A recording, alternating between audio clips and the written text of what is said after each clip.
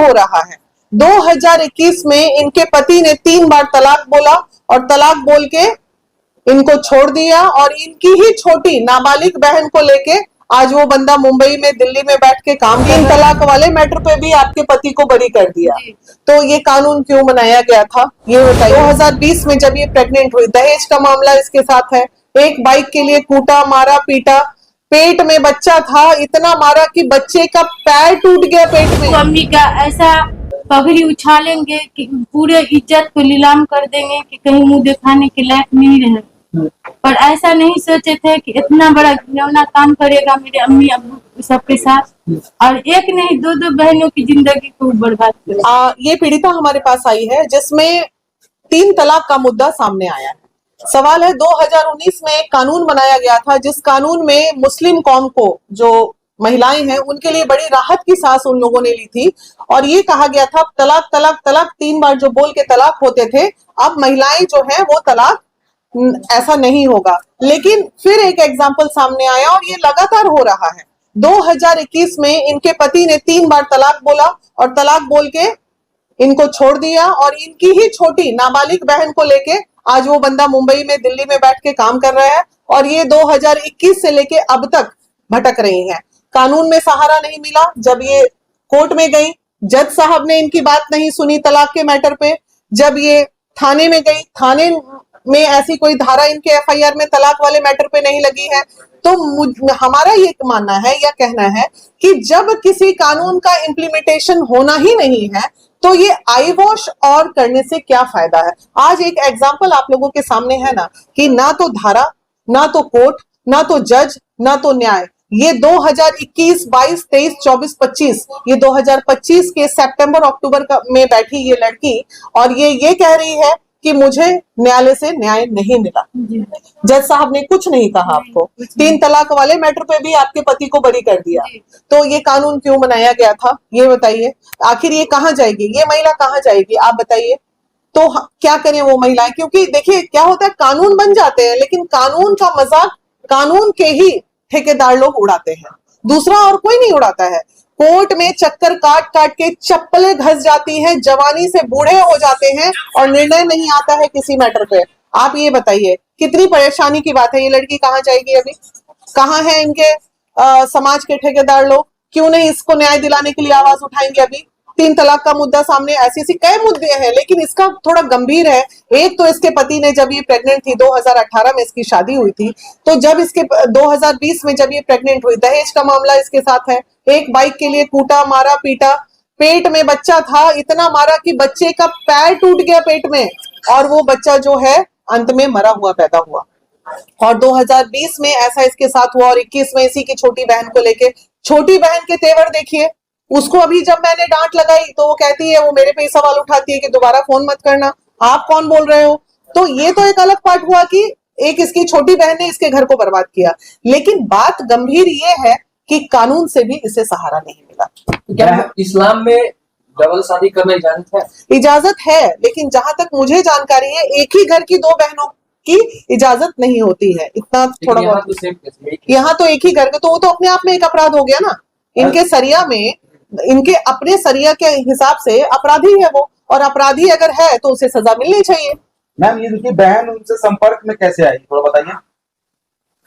आपकी बहन आपके पति के संपर्क में कैसे आई? उनके संपर्क में मेरी शादी जब हुई तब जाकर के मेरी बहन क्या उसको पहचानी, मेरे हस्बैंड को। उसके बाद मेरी शादी जब हो गई थी तो 2-4 बार मेरे ससुराल भी आना जाना की थी। और उसके बाद जब मैटर यहाँ पे आता है कि जब हमको मार करके पेट में ही बच्चा को जो है से मारपीट किया था, जिसमें हम बच्चा तो हुआ, जिंदा ही बच्चा पैदा हुआ। हम उस हालत में भी हम अपने बच्चा को बचाने की पूरी कोशिश किए थे, पर हम अपने बच्चा को नहीं बचा पाते। रो क्यों रही हैं? हम 5 साल से परेशान है, जिसमें हम कोर्ट गए, वहां से कोई इंसाफ नहीं मिला। डेट पर डेट पड़ता रहा। अभी 2 दिन पहले की बात है, समस्तीपुर एसडीजीएम वाले कोर्ट में वो जो है जज है वहाँ 18 तारीख को डेट था, 2 दिन पहले। तो वो बोले कि 19 तारीख को आओ, 11:30 बजे हो जाएगा। जब 19 तारीख को जाते हैं तो मेरे हक में कोई इंसाफ नहीं किए। एसडीजीएम वाले सर जो है समस्तीपुर के हमारे, वो ये कहने लगे कि भाई इज्जत हम बरी करते। तो ऐसा क्या फायदा है कि हम केस लड़े, हम इंसाफ के लिए ही ना कोर्ट में गए कि हमको इंसाफ मिल सके, पर वहाँ हमको कोई इंसाफ नहीं मिला। उसके बाद जब सब जगह से थक हार गई तो यहाँ हम अभी मीरा मैम के साथ बैठे हुए हैं। इनसे आशा है कि ये हमको अन्याय दिला सके, न्याय दिला सके हमको, और न्याय दिला सके हमको। अच्छा, एक सवाल है कि आपके शौहर जो है वो आपको क्यों छोड़ दिए और आपकी बहन के साथ क्यों वो जाके वो निकाह कर लिया? आपको छोड़ने का रीजन क्या है? हमको छोड़ने का रीजन ये है कि हमको ठीक से नहीं रखता था। तो मेरे अम्मी अब्बू अम्मी अब्बू हमारे जो है उसके फैमिली वाले पर मेरे हस्बैंड सैफी आजम पर एक पंचायती बैठा दिए थे। इस वजह से मेरे बहन का अपहरण हुआ था। उससे 2 दिन पहले भी हमारे हस्बैंड सैफी आजम ये कहे कि तुम्हारे अब्बू अम्मी का ऐसा पगड़ी उछालेंगे कि पूरे इज्जत को नीलाम कर देंगे कि कहीं मुंह दिखाने के लायक नहीं रहे। पर ऐसा नहीं सोचे थे कि इतना बड़ा घिनौना काम करेगा मेरे अम्मी अब्बू सबके साथ, और एक नहीं 2 बहनों की जिंदगी को बर्बाद करेगा। आप बता रही थी कि आपके साथ कोई फैमिली का आदमी का कुछ गलत करना भी चाह रहा था, कौन था वो? मोहम्मद आजाद मेरे हस्बैंड सैफी आजम है, उसका बहनोई मोहम्मद आजाद। क्या किस तरीके का मतलब गलत व्यवहार करता था बताइए? गलत नजर से देखता था, गलत नजर से हाथ इधर उधर छूना, उसका रवैया कुछ अलग था उसका। अच्छा, मतलब जी नजर बुरी थी। अब इसको आप एकदम ब्रीफिंग करके थोड़ी पूछ सकते हैं किस तरह कर रहा था, क्या कर रहा था, ये सब गलत बात है।